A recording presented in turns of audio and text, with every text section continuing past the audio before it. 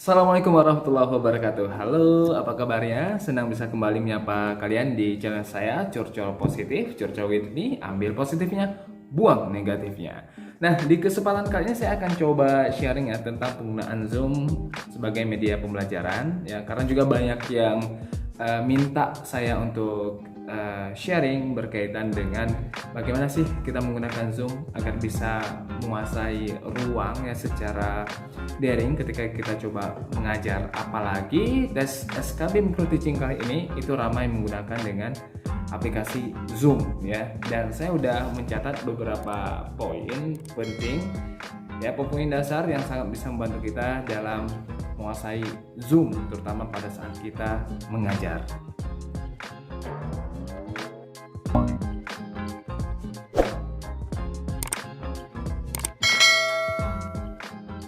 Setidaknya ada 3 yang perlu diperhatikan ya ketika kita mencoba menggunakan aplikasi Zoom untuk mengajar. Nah, apalagi untuk menguasai ruang secara daring, karena saya pahami sendiri ketika kita mengajar secara langsung tatap muka face to face dengan daring itu sendiri itu memiliki perbedaan yang cukup signifikan ya, walaupun kemampuan cara kita menutur materi atau menjelaskan materi itu sesuatu hal yang sama, tidak memiliki perbedaan. Namun karena ini daring, jadi kita menggunakan aplikasi khusus seperti Zoom. Jadi ada hal-hal yang harus kita perhatikan ya. Dan yang pertama, nah ini penting ya berkaitan dengan tempat. Ada 2 hal yang harus kita pahami, tempat atau lokasi yang kita gunakan saat kita menggunakan Zoom. Yang pertama, tempat yang kita gunakan itu harus memiliki pencahayaan yang sangat memadai. Kenapa saya katakan harus memiliki pencahayaan yang sangat memadai?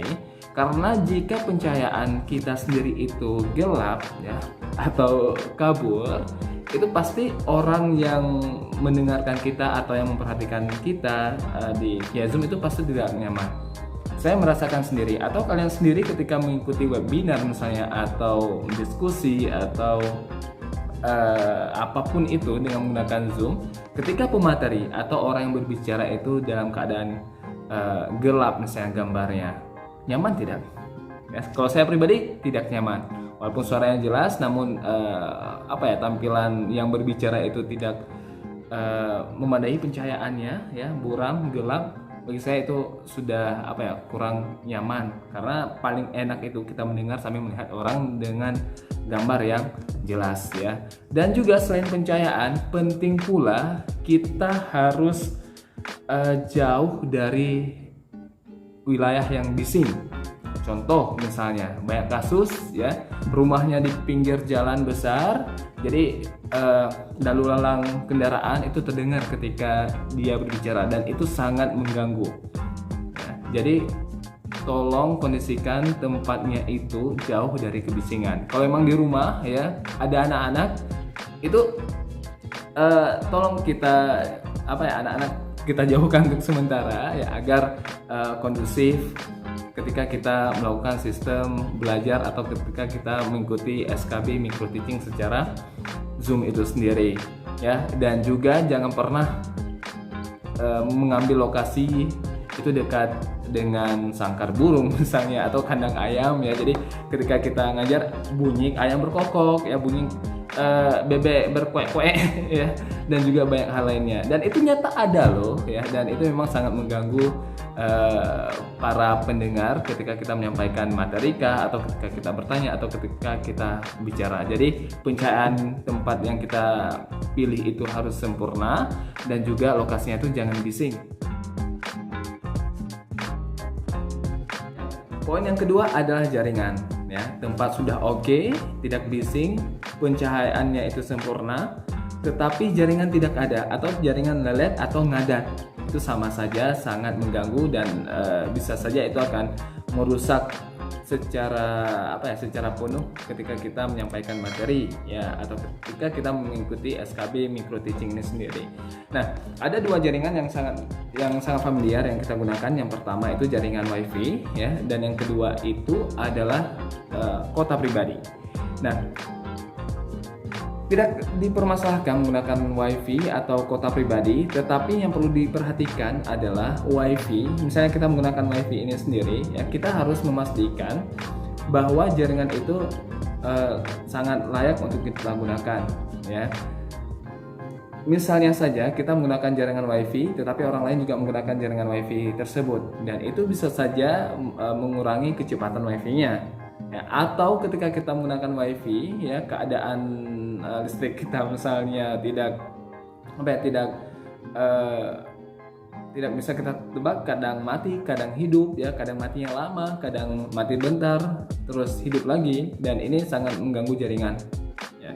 Oleh karenanya, untuk menghindari hal ini, kita harus backup dengan kota pribadi. Dan biar lancar sendiri, apa salahnya ketika kita menggunakan kota pribadi untuk menggunakan Zoom, ya. Jadi mau nanti mati lampu kah, ya jaringannya digunakan oleh orang lain ketika kita menggunakan WiFi, ya, sedangkan dengan kota pribadi kita mutlak hanya kita gunakan, dan jaringannya itu lebih stabil, ya. Sedangkan WiFi ini jujur, ya terkadang banyak gangguan. Ketika saya gunakan WiFi, ya itu banyak gangguan, tidak hanya berkaitan dengan digunakan oleh orang lain sendiri, tetapi terkadang banyak gangguan-gangguan dari penyedia layanan itu sendiri, ya. Bahkan saya pernah mendapat gangguan, ya ketika menggunakan WiFi, tiba-tiba putus, dan ternyata ada pihak dari penyedia layanan WiFi ini sendiri memperbaiki sistemnya di tiang Telkom gitulah, saya kurang paham, ya. Jadi itu sangat mengganggu. Jadi untuk membackupnya kalian bisa menggunakan kota pribadi, atau ketika kalian menggunakan kota pribadi, ya itu lebih baik. Namun pastikan provider yang kalian gunakan itu adalah provider yang mendukung lokasi kalian. Misalnya Telkomsel kuat di tempat kalian, gunakan Telkomsel. Misalnya Tri lebih kuat, gunakan Tri. Kalian pasti paham provider apa yang memang sangat mendukung di lokasi kalian. Dan beruntung ada beberapa kementerian, ya seperti Kemenak kalau nggak salah saya itu menyediakan tempat khusus, ya, ketika orang-orang mengikuti SKB micro teaching, dan itu tidak perlu kita khawatirkan apabila jaringan mereka lelet, berarti salah mereka, ya. Tetapi yang perlu diperhatikan ketika tidak disediakan tempat tapi diserahkan semua pada diri kita, itu yang harus kita perhatikan.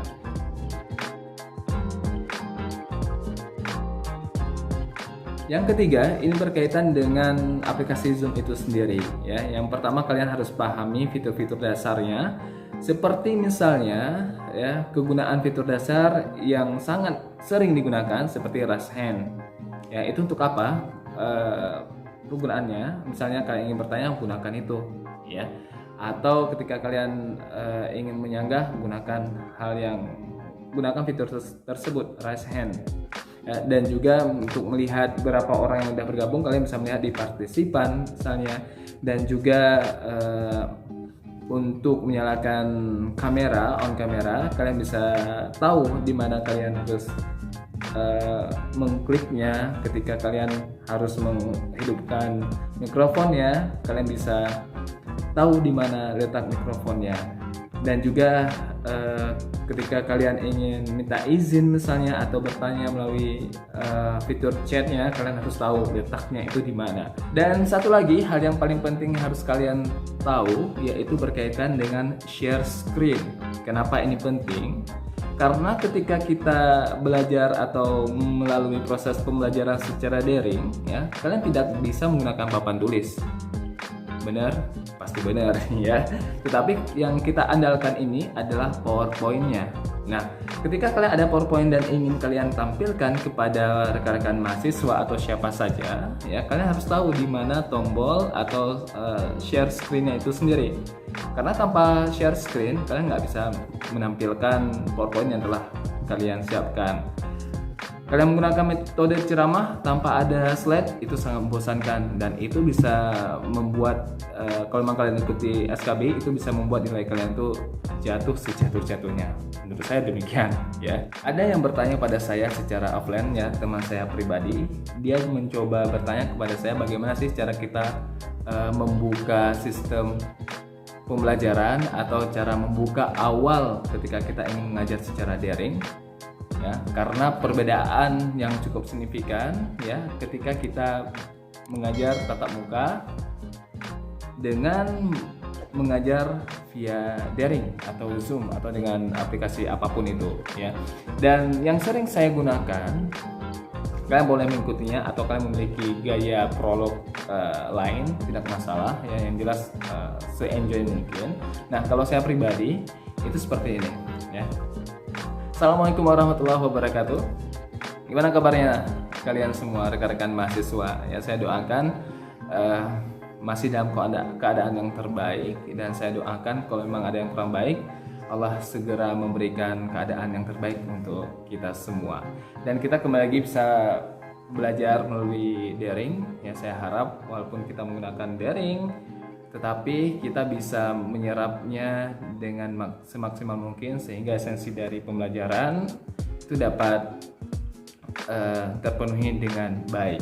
Namun lagi-lagi saya menghimbau ya, seperti biasa ketika saya menyampaikan materi, tolong mic-nya itu di off-kan atau silakan di unmute-kan, tetapi video tetap di on-kan ya. Dan ini memudahkan saya untuk mengecek kalian hadir atau tidak dalam pembelajaran hari ini.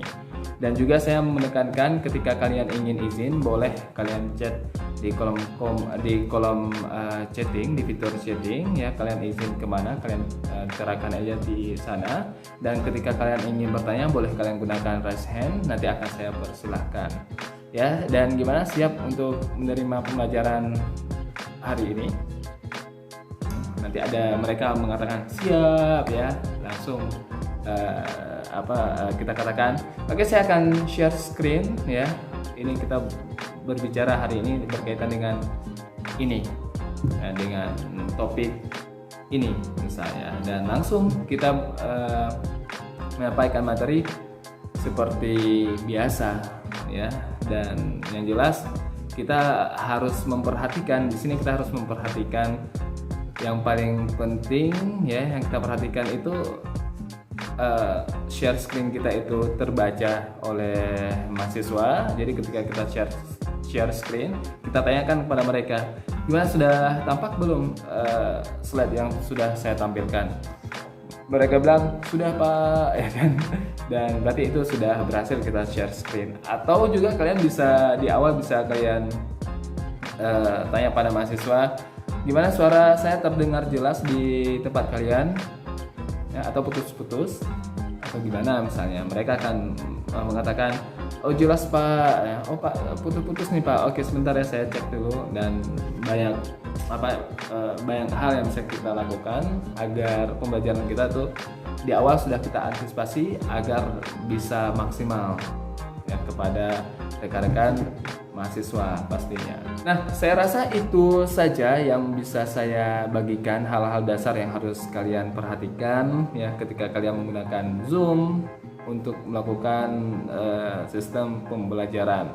Dan saya doakan yang terbaik untuk kalian yang ikut SKB Micro Teaching via Zoom ya.